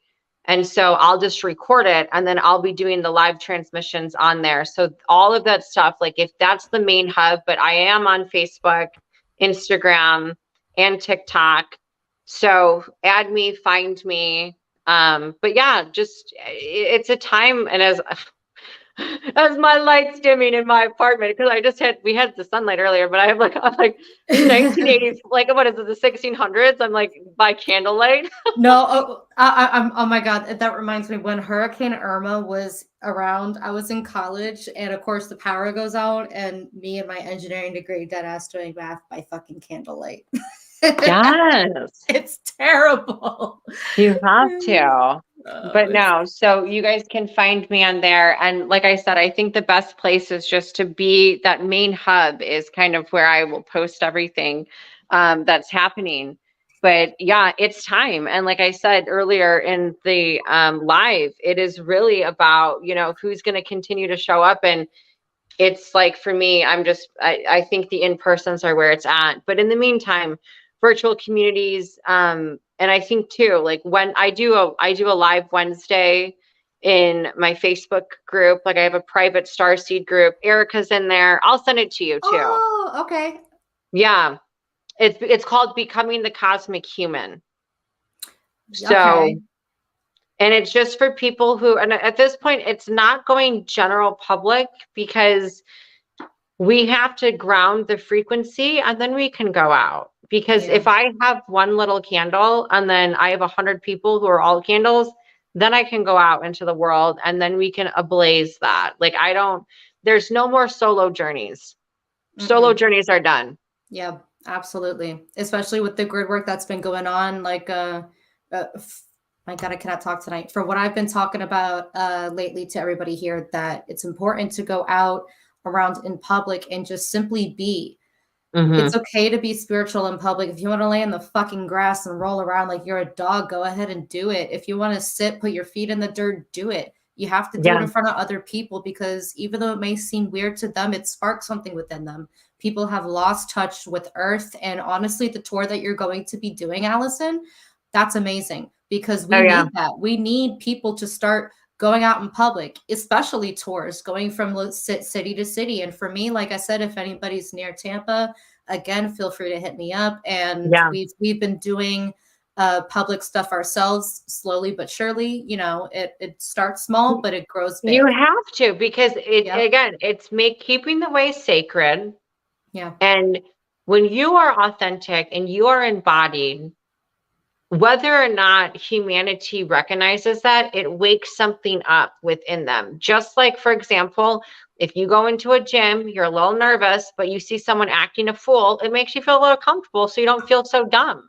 Yeah. Same thing with like, because that, and trust me, I walk in the grocery store and I'm like, do we need this? No? Okay, great. Like I shop with my galactics. Literally. I do. I just choked on my spit. I do. I literally, you know what I'm saying? I really want this well, not literally, but I really want this double stuffed pack of Oreos. No, put that shit back. No, seriously, because I was on, like, literally, they were like, just another thing too with the body. It's funny because, like, sometimes, like, in order to ground frequencies here, you have to do fasting. Not for fasting is a way when the digestive system is shut down, then you're able to receive more light. You know what I'm saying? Your body's not processing or spending energy assimilating food. So they called me into a fast, and I was like, guys, listen. I just started my menstrual cycle. I'm having a truffle. I don't give a shit. Okay. And they're like, okay. Don't give me that shit right now, for real.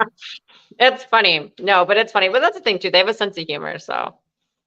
What was your link one more time? roseasgrace.com. Yeah, roseasgrace.com. Did that come up? I have to look in my settings. I didn't see your specific account send a link, but I resent it. I think I forgot to put the / and link, but that should work. Trixie, thank you for letting me know that about the website. So hopefully this one helps. Okay, Brad, hi, lovely. He has a question for you, and then we'll for sure bring the interview to a close because I don't want to keep everybody from their night. But he asked, do the extraterrestrial beings you work with have the same viewpoint about Jesus? Oh, wait, did she freeze? No! Can you hear me? I swear, if her phone died. Oh. Okay, I can't answer for Allison. Okay, I think her phone just died. Oh, no. Okay, let me see. Well, then I can't speak on Allison, Brad, but I would assume that the galactic beings are aware of the love that Jesus had when he decided to reincarnate down here, because we all know that Jesus was an alien / light being. So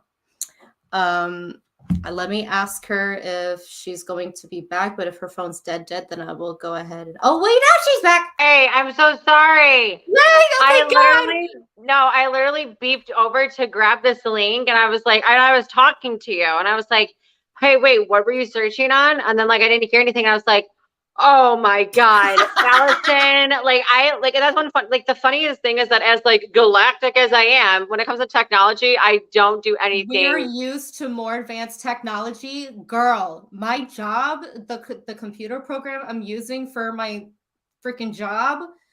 Oh my God, it's like working with a child. But now that I have you, Brad had a question. Okay. If the ETs that you work with, if they have the same perspective about Jesus that you have. You know, they look at Christ as here's the thing about this. So there's a father universe, a son universe, and a Shekinah universe, kind of like a Holy Spirit universe, as we would put it.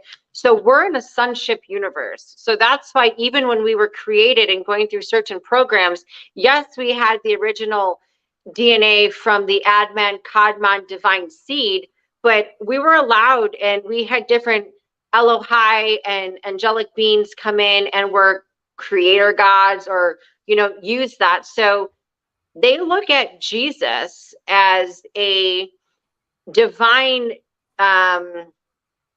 I don't want to say tool, but they look at him as a kind of like a double agent, really. You know what I'm saying? who was here on the earth, who walked, who literally to help humanity, literally to incarnate. So it was almost like the law that allowed the divine to come here in form. That was the steps that that was the steps that source, the divine intelligence field had to go through, right? So in order for us, like, so if, let me, okay, because they're showing me like a bunch of stuff right now. I feel like you want to, like, the question is like, why didn't like another being that was already created come here? Why didn't like another Arcturian or something? It would have been weird, or it would have not have been in law or in reciprocity if they were just to come down here and just say, hey, this is what it was. So for humanity and its karmic cycle of experimentation of what it needed to go through, was allowed to have the divine come in form to show the sacred way. And yes, because even when the starkin and earthkin were allowed to be communicated back in our ancestrals and in our indigenous time, when you had the natives and the elders who was working with the skies and who was still working with our galactic kin brothers and sisters, they kept the way sacred, always honoring the source, always honoring the radiant one, always honoring that. So it's, they don't look at it, and because they don't call God God. So they, you know, but they just look at that as an extension of source coming here, if that answers your question. I think it does, and it definitely makes sense with everything that we've been learning. God, about everything. It's just all coming together. Well, and that's the thing, you know, we have to go through a huge unlearning process. I mean, if you literally took a computer program, or if you took a laptop that was programmed for 25 years of a way to do, think, and output something, and then you got to go and do that to order access different realms, like, it's going to take you time to deprogram all of that, or just to wipe that hard drive slate clean. And I asked that, I was like, why don't you just rip the veil off? And he was like, because y'all would die. Like, you couldn't handle the level. And it's almost just like when you plug in your home, if you plug in the wire and you don't have enough amperage, it just fries the circuit. Yeah.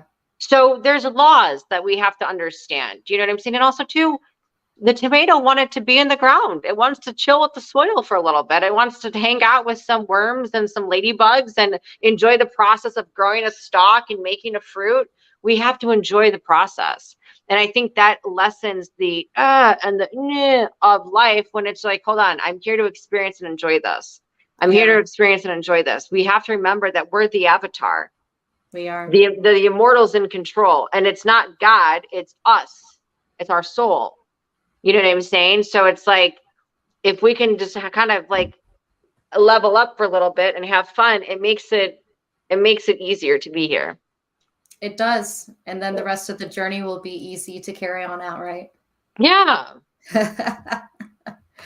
Oh, well, everybody, thank you all for being here tonight and being such an engaging and beautiful chat. I am going to have to bring on this magnificent woman again in the future. This Empress right here has such a huge mission and is on a huge journey. And please hop on her socials and stay up to date with this touring spiritual events, because that is going to be huge. So thank you, everybody. And we hope you all have a great night. Alison, if you would like to say goodnight to everybody.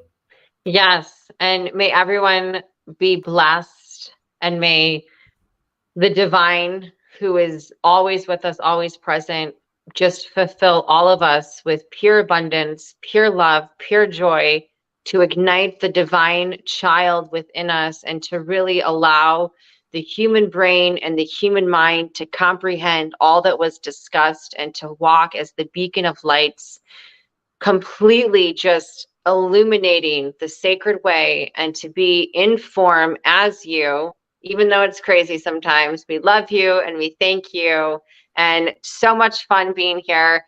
Definitely have me on again. You guys are great. And everyone who is just, yes, ascended master consciousness, absolutely, guys, like, just so much, like, so much love, so much love. And I always and on a frequency, light and sound. So, oh, I'm gonna leave it right there. That's funny that Kat mentioned that. Kat, you better hurry up in Gainesville and get over to my area, girl. We miss you. All right, everybody. Thank you for being here. Alison's down, so I can say goodbye to you. And until our next interview or YouTube video post, we will see you all again soon. Good night, everybody.